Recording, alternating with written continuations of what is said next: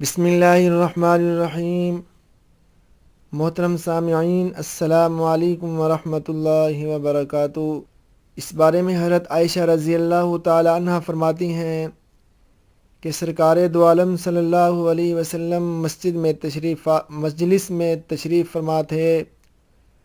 قبیلہ مزینہ کی ایک عورت زینت میں ملبوس مسجد میں آئی۔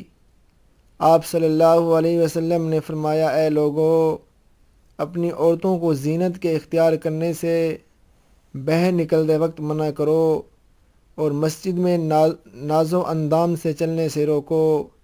بنی اسرائیل پر اس وقت تک لعنت نہیں کی گئی جب تک کہ ان کی عورتوں نے زینت، فیشن کو اور مسجد میں ناز و اندام کو اختیار نہیں کیا۔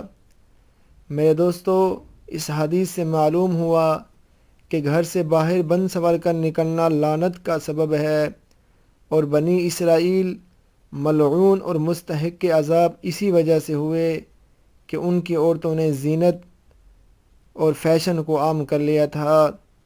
اس سے معلوم ہوا کہ یہ ایسا ملعون اور منحوس فعل ہے، یہ ایسا ملعون اور منحوس کام ہے جس کی وجہ سے پوری قوم پر تباہی آتی ہے۔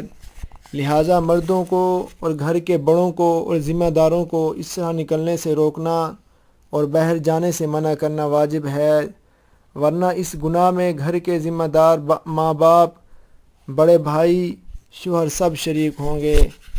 اللہ تبارک و تعالی ہمیں اس حدیث پر اور ان وعیدوں پر عمل کرنے کی توفیق عطا فرمائے۔